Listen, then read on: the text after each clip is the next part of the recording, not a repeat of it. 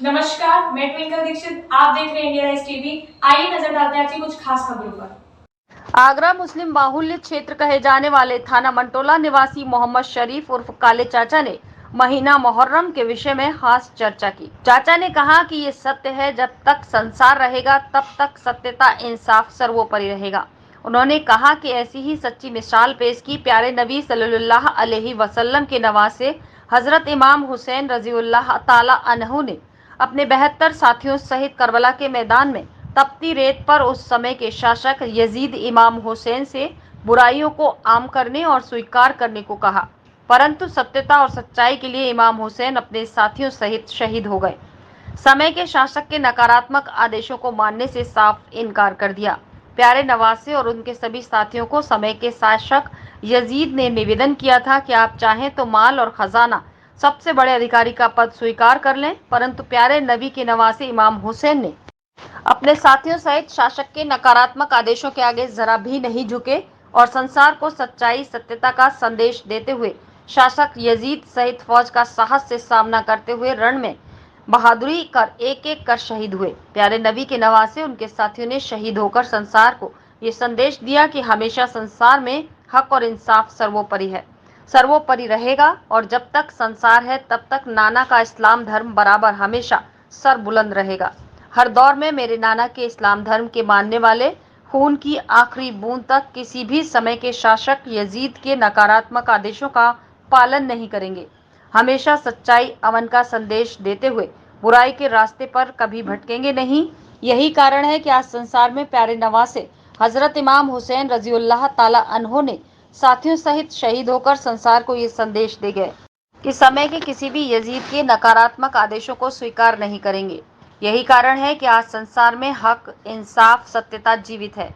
अगर प्यारे नवासे अपने साथियों सहित समय के शासक यजीद के नकारात्मक आदेशों को मान लेते तो आज संसार में हक और इंसाफ, सच्चाई, सत्यता के नाम का कोई महत्व नहीं होता। इस पूरे सच्चे हुए उदाहरण से ये प्रतीत होता है कि हमें हमेशा सत्य के मार्ग पर चलना है। कथन है कि सत्य के मार्ग पर चलने वाला परेशान हो सकता है, लेकिन अंत में विजय सच्चाई की होती है। Azeem Bharti, India Rise TV news channel से आगरा के कुछ क्षेत्र मौजूद हैं जिसे मुस्लिम बाहुल्य क्षेत्र कहा जाता है, जिसका नाम है मंटोला क्षेत्र। ऐसा प्रतीत होता है कि यहाँ पर जो माहौल दिख रहा है, इस टाइम गम का महीना चल रहा है, मुहर्रम का महीना चल रहा है, जिस पर मैं चर्चा करूँगा यहाँ के मौजूद सम्रान लोग की उनसे कि ये मुहर्रम मुस्लिमों में आखिर क्यों और किस तरीके से मनाया जाता है। मैं इनसे बात करता हूँ। सर, आपका शुभ नाम? मोहम्मद शरीफ कुरैशी, जिला अध्यक्ष ऑल इंडिया जमीयतुल कुरैश, नायब सदर इंतजामिया जामा मस्जिद कमेटी आगरा। सर, ये बताइए यहाँ पर जो क्या नाम है, ये महीना चल रहा है मुहर्रम का, इसका ख़ास मकसद क्या है? देखिए, मुहर्रम का महीना हम इसलिए मनाते हैं कि हमारे प्यारे महबूब सल्लल्लाहु अलैहि वसल्लम अपनी हयात ज़िंदगी में दीन मुकम्मल कर गए थे और उसी दीन के ऊपर, उसी इस्लाम के ऊपर आज पूरी दुनिया कायम है और पूरी दुनिया प्यारे महबूब सल्लल्लाहु अलैहि वसल्लम की दीन को मानती है। इमाम हुसैन आपके प्यारे नवासे थे और यजीद एक बादशाह था जो इस्लाम के ख़िलाफ़ काम करता था, इस्लाम विरोधी था वो। तो यजीद ने इमाम हुसैन रज़ियल्लाहु अन्हु से कहा कि आप मेरे वैद हो जाओ, मुझसे वैद हो जाओ और मेरी बादशाह के अंदर रहिएगा। सर, ये बताइए, जो बैत जिसे कहते हैं, इसे उर्दू में क्या कहते हैं? हिंदी का इसका नाम की? देखिए, हिंदी में इसको कहते हैं जैसे कोई बादशाह होता है उसका वजीर, कोई नेता होता है उसका पीए, तो कोई पीर होता है तो उसका मुरीद। जी। तो उनके साथ क्या पेश आए यजीद? और कहते हैं यजीद एक मलाउन था, ये जिसको इस्लाम को जो है मिटाना चाहता था। तो क्या ये बात कहाँ तक सही है? इमाम हुसैन ने अपने नाना के दीन को दुनिया में बरकरार रखने के लिए यजीद उससे बैत नहीं हुए, क्योंकि यजीद इस्लाम के ख़िलाफ़ काम करता था। तो आप जब अपना लश्कर 72 आदमियों का लश्कर लेके करबला में आए, कहाँ से आए थे सर ये? मक्का से आए, मक्का मदीना से कूफे में आए, तो यजीद ने इनसे कहा कि आप मुझसे बैद हो जाओ, नहीं तो मैं आपको तरह तरह की जो है परेशानियां दूंगा। इमाम हुसैन ने कहा कि हम इस्लाम को मिटने नहीं देंगे और अपनी शहादत को कबूल फरमाएंगे।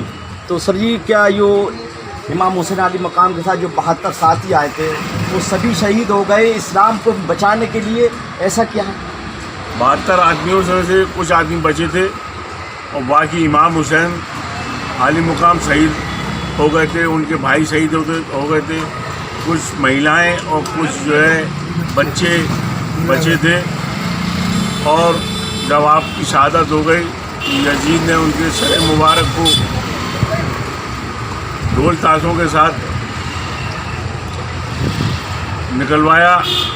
उनकी सेना जो है यजीद के दरबार में ले आ रही थी, लेकिन जो बचे थे यह शहादत के बाद उन्होंने भी यजीद के कबूल नहीं किया।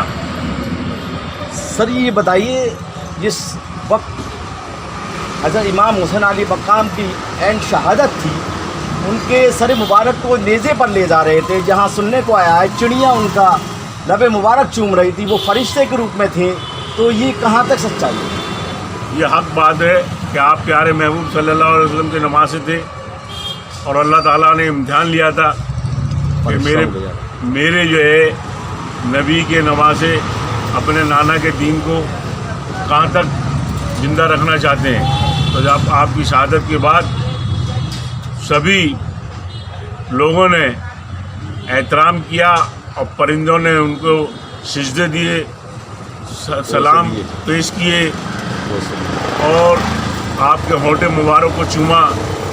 ये जिंदा नज़ीर वाक़या है और हदीस और कुरान में भी इसका जिक्र है। ये थे यहाँ के मुस्लिम बाहुल्य क्षेत्र के मोहम्मद शरीफ काले चाचा, जिन्होंने इस वर्तमान में चल रहे मुहर्रम के महीने पर रोशनी डालते हुए बताया कि हज़रत इमाम हुसैन अली मकाम, जो कि इस्लाम के संस्थापक हज़रत मोहम्मद साहब के नवासे और बहुत दिल अजीज नवासे थे, जिन्होंने नाना की उम्मत को और नाना के दीन को बचाने के लिए आप 72 साथियों का लश्कर लेके मक्का मुअज़्ज़मा से कूफा आए। जहाँ कूफा आने के बाद उनके साथ जिस तरीके से वहाँ के हुक्मरान ने बर्ताव किया, हठधर्मी दिखाई, वहाँ के हुक्मरान मलाउन यजीद ने कहा कि आप इस्लाम धर्म को छोड़ के मेरी जो कहता हूँ उसको आदेश फॉलो करो और जो चाहे वो पद हासिल करो। लेकिन इस्लाम के जो संस्थापक हज़रत मोहम्मद साहब के नवासे थे, जिनका नाम था इमाम हुसैन अली मकाम, उन्होंने पूरे 72 साथियों को शहीद होने दिया, लेकिन यजीद के सामने अपने सर को नहीं झुकाया। इसी को कहते हैं हक और बातिल की लड़ाई। और मैं एंड में ये कहना चाहता हूँ कि दुनिया को अभी बेदार तो होने दो, दुनिया को अभी बेदार तो होने दो। हर कौम पुकारेगी हमारे हैं हुसैन। जय हिंद, जय भारत। आगे ताजा खबरों से जुड़े रहने के लिए हमारे चैनल को सब्सक्राइब, लाइक, बेल आइकन दबाना ना भूलें। धन्यवाद।